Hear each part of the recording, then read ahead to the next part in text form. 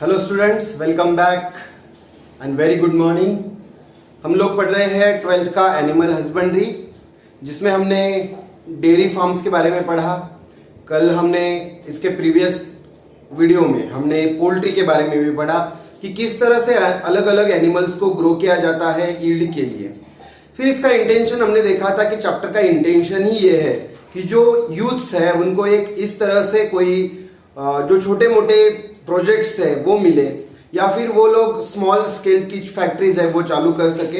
तो इस तरह से ये इसका इंटेंशन है। और आज हम पढ़ने वाले हैं इसमें से थर्ड बीट है।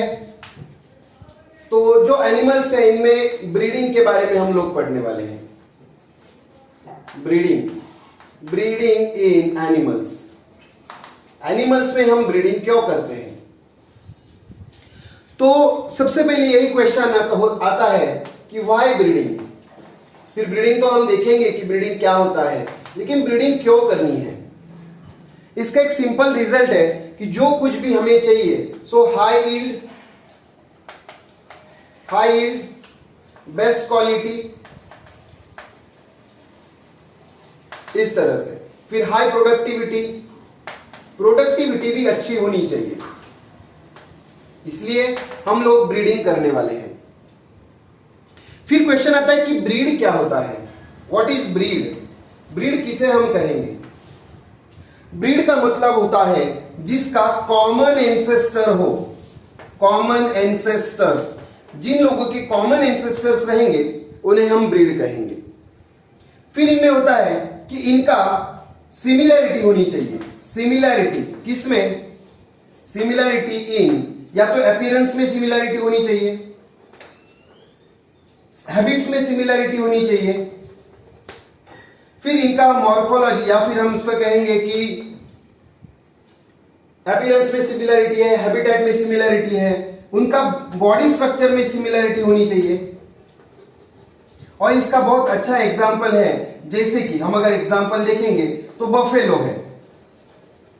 तो बफेलो में अलग अलग ब्रीड्स है, जैसे कि मुर्रा है, फिर मेहसाणा हमने देखा था, मुर्रा है, मेहसाणा है, जाफराबादी है।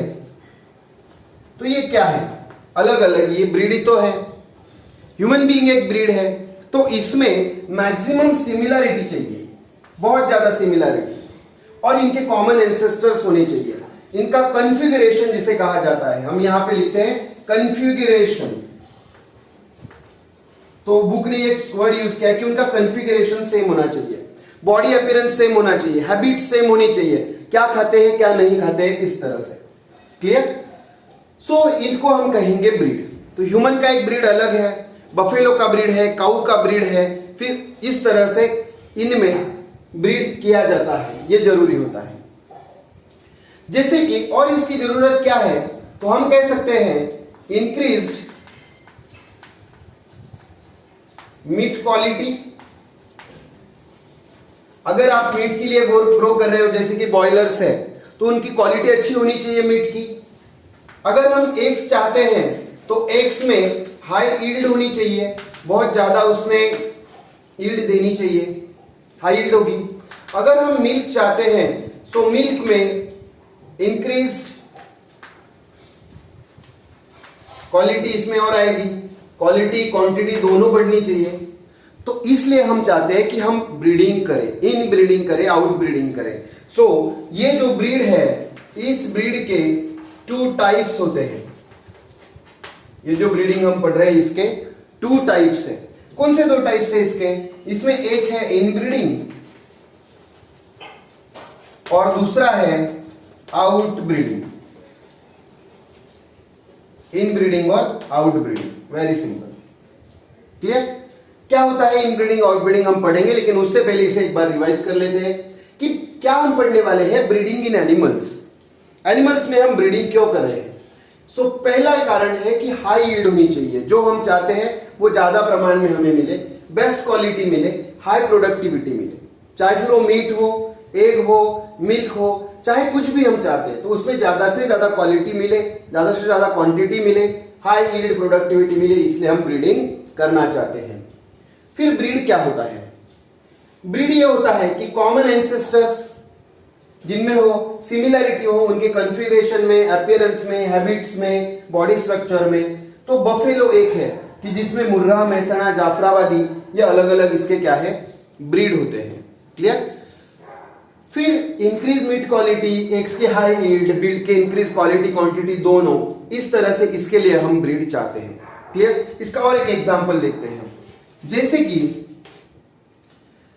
यहां पे एग्जांपल देखते हैं कि हाई यील्ड वाली, हाई यील्ड काऊ है, ये फीमेल है, और हम मेल चाहते हैं ऐसा एक बुल कि जो कैसा हो, उसका सुपेरियर प्रोजेनी हो, सुपेरियर प्रोजेनी। सो अच्छा प्रोजेनी देने वाला बुल होगा और ज्यादा यील्ड देने वाली, ज्यादा दूध देने वाली काऊ होगी। इन दोनों को जब मीटिंग करेंगे, इनमें जब मीटिंग करेंगे तो इनके मीटिंग के बाद हमें क्या मिलेगा, हमें ये हाई यील्ड वाली और अच्छे प्रोजेनी वाली ये काऊ या फिर उससे कुछ नया हमें मिलेगा। इसलिए ये इनब्रीडिंग कराना, इनका मीटिंग कराना, दो लोगों के कैरेक्टर्स कॉमन करना, इसी को हम कहते हैं ब्रीडिंग। इसके दो टाइप्स होते हैं, इनब्रीडिंग और आउटब्रीडिंग। देखते हैं क्या है इनब्रीडिंग और outbreeding. So next beat is inbreeding in animals. Inbreeding in animals.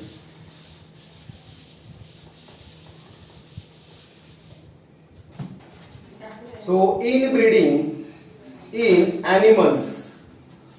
Animals में इनब्रीडिंग मतलब क्या होता है? जैसे कि हमने देखा कि ब्रीड दो टाइप का होता है, एक होता है इनब्रीड, एक होता है आउटब्रीड। सो इनब्रीड क्या है? Inbreed is a mating between, किसके बिटवीन मीटिंग करना है, मिलाना किसको है, mating between closely related same breed होना चाहिए। Closely related same breeds for कितने जनरेशन के लिए, 4 to 6 जनरेशंस के लिए। ये बहुत इंपॉर्टेंट है।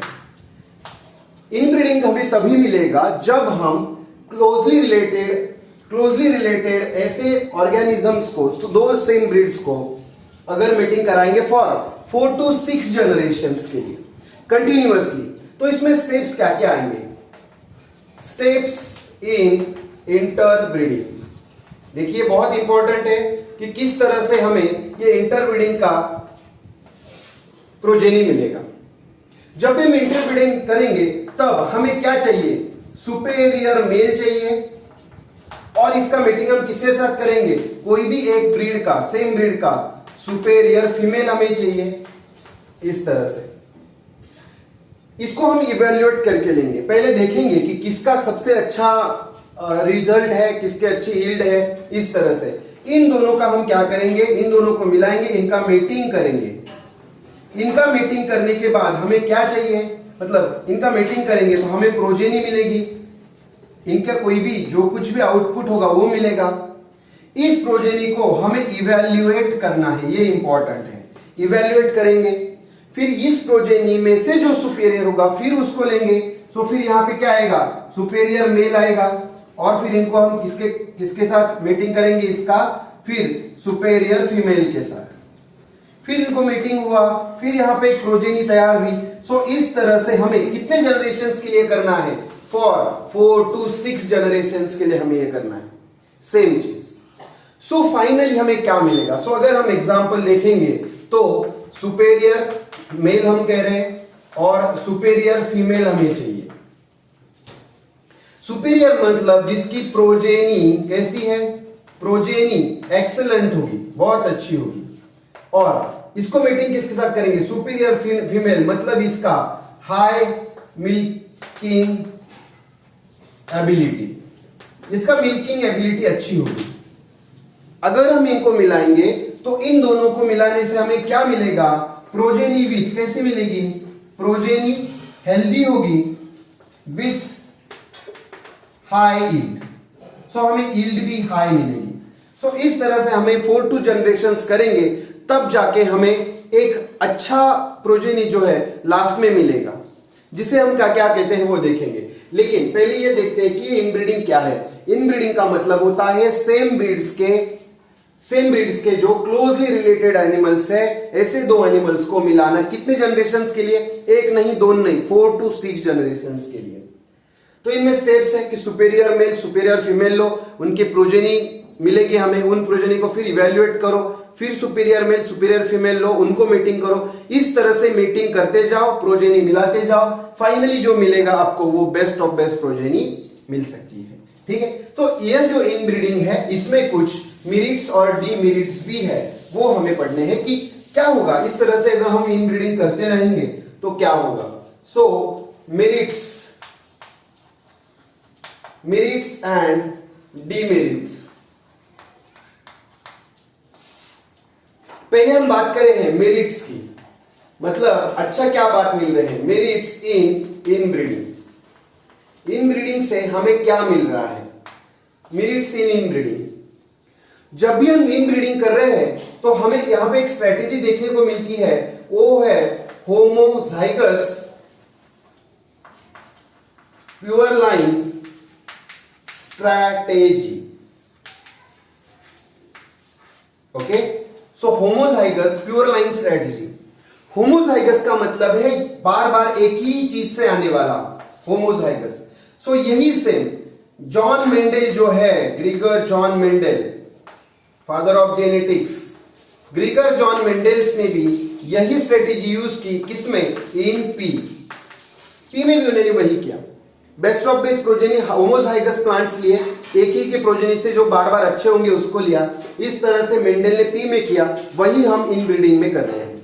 ओके, इसके मेरिट्स क्या है, क्या अच्छी बात मिलेगी, इससे एक चीज होगी कि एक्यूमुलेशन ऑफ गुड जीन्स, जो अच्छे जीन्स है उनको हम एक्यूमुलेट कर सकते हैं, उनको हम इकट्ठा कर सकते हैं, फिर इसमें रिस्टोर कर सकते हैं, रिस्टोरिंग वांटेड जीन्स। जो जीन्स हमें चाहिए उनको हम रिस्टोर कर रहे हैं, उनको हम एक्यूमुलेट कर रहे हैं। और दूसरी एक बात है कि इसमें हम क्या कर रहे हैं, तो इलिमिनेट कर रहे हैं, किसको, समझिए कि इलिमिनेशन ऑफ अनवांटेड है या फिर हार्मफुल है एंड अनडिजायर्ड है, अनडिजायर्ड, इस तरह के जीन्स को आप निकाल सकते हो, निकाल दे सकते हो, क्योंकि आप प्योर लाइन ले रहे हो। अगर आपको लगा कि आपने ए और बी को मीटिंग किया, फिर आपको सी मिला, लेकिन सी में कुछ प्रॉब्लम है, आप वो नहीं लेंगे। फिर आपने इसको एक साथ किया, फिर आपको डी मिला, आपको लगा डी अच्छा है, आपने ये लिया, ये नहीं लिया, इसका मतलब आपने एलिमिनेट कर लिया। जो कैरेक्टर रिसेसिव हो, डोमिनेंट हो, जो भी प्रोजेनी में मिलेगा, अगर आपको वो नहीं चाहिए तो उसको निकाल दो। इस तरह से हमारे ये मेरिट्स हैं, ये हमें अच्छी चीजें मिल रही है कि हम लोग जो चाहिए वो चीज रख सकते हैं, जो हमें जीन्स नहीं चाहिए उन चीज को हम निकाल सकते हैं। सो दो चीजें हैं, एक है accumulation of good genes and elimination of desired gene को एक्यूमुलेट करेंगे, जो अनवांटेड जीन्स है उनको हम निकाल देंगे इस तरह से। ठीक है, फिर इसकी एक चीज है कि डीमेरिट्स भी कुछ है। क्या डीमेरिट्स है, सो इसमें हम देखेंगे डेमेरिट्स और डीमेरिट्स इन इनब्रीडिंग। क्या होगा अगर हम इनब्रीडिंग बार बार करते रहेंगे तो, सो इसमें एक चीज होती है, और वो सबसे पहली चीज है इसमें डीमेरिट्स में, कि डिक्रीज होता है, किसमें, डिक्रीज इन फर्टिलिटी एंड दूसरी एक चीज है री और प्रोडक्टिविटी। ओके, सो फर्टिलिटी कम हो जाएगी, जितना फर्टिलाइजेशन रेट ज्यादा था उतनी फर्टिलाइजेशन रेट कम हो जाएगा, जितनी प्रोडक्टिविटी अलग अलग अनरिलेटेड ग्रुप्स दे रहे थे उतने प्रोडक्टिविटी ये लोग नहीं दे सकते, या फिर ये इनब्रीडिंग नहीं दे सकता। ये इसका क्या है, डीमेरिट है, इसको हमें क्या करना पड़ेगा, ओवरकम कराना पड़ेगा। सो इस तरह से अगर हम बार बार करते रहेंगे तो इसी फिनोमिनन को क्या कहा जाता है, इसे कहा जाता है इनब्रीडिंग डिप्रेशन। मतलब ये कैरेक्टर्स यहाँ पे डिप्रेस हो रहे हैं, अच्छी फर्टिलिटी नहीं हो रही है, अच्छी प्रोडक्टिविटी नहीं हो रही है। कुछ समय के बाद ये धीरे धीरे इसकी प्रोडक्टिविटी फर्टिलिटी कम हो जाएंगी। फिर इसको सोल्यूशन क्या है, सो हम कहते हैं सोल्यूशन टू ओवरकम। इसे अगर ओवरकम करना है, मतलब अच्छी फर्टिलिटी, अच्छी प्रोडक्टिविटी फिर लानी है, तो क्या करेंगे? सिंपल है कि मेटिंग ऑफ, किसका मेटिंग करेंगे? Mating of unrelated breeds. Simple है, रिलेटेड ब्रीड्स के कारण ये हो रहा है, ब्रीड्स बदल दो, अनरिलेटेड ब्रीड्स आ गए, फिर हम लोग उसकी फिर वही प्रोडक्टिविटी, वही फर्टिलिटी फिर रिगेन कर सकते हैं। इस तरह से ये इनब्रीडिंग है। इनब्रीडिंग का मतलब सबसे पहले हमने देखा कि दो जो ब्रीड्स है बहुत ही रिलेटेड है एक दूसरे से, उनके एंसेस्टर्स सेम है, ऐसे ब्रीड्स को होमोजाइगस बनाते जाना है, उनको ही बार बार, उनसे जो प्रोजेनी मिलेगी उनमें से मेल फीमेल लो, उनको फिर ग्रो करो, उनका मीटिंग करो, उनसे फिर नई प्रोजेनी लो। इस तरह से जब हम करते जाएंगे तो फाइनली हमें क्या मिलेगा? एक अच्छा ग्रुप मिलेगा, डिजायर्ड जीन्स वाला।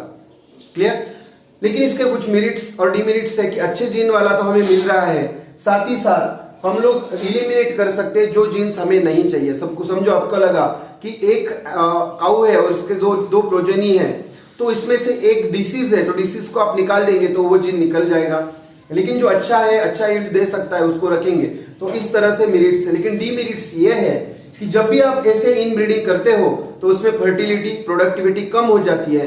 फिर उसको अगर ओवरकम करना है तो उसको फिर अनरिलेटेड ग्रुप के साथ उसको मीटिंग कराओ, तो इस तरह से फिर ये रिस्टोर हो सकती है। क्लियर? सो इस तरह से ये पहला जो है हमने देखा कि इनब्रीडिंग, आउटब्रीडिंग ये ब्रीडिंग का पार्ट है। इनब्रीडिंग का मतलब होता है क्लोजली रिलेटेड ऑर्गेनिजम्स को सेम ब्रीड में मीटिंग कराना और उनसे प्रोजेनी लेना। ठीक है स्टूडेंट? सो ये था पार्ट इनब्रीडिंग का। अभी नेक्स्ट बीट में या नेक्स्ट वीडियो में हम इसी का नेक्स्ट कंटिन्यूएशन में देखेंगे आउटब्रीडिंग क्या होती है। सो ये जरूरी है। आजकल बहुत सारे लोग अच्छा प्रोडक्टिविटी, अच्छी यील्ड लेने के लिए इस तरह से इनब्रीडिंग करा रहे हैं, और यही हमें अलग अलग जो स्पीसीज है यहाँ से मिल रहे हैं, ब्रीड्स मिल रहे हैं। ठीक है स्टूडेंट? तो हम लोग यहाँ पे रुकते हैं और मिलते हैं नेक्स्ट बीट में। सो तब तक have a good day. Thank you.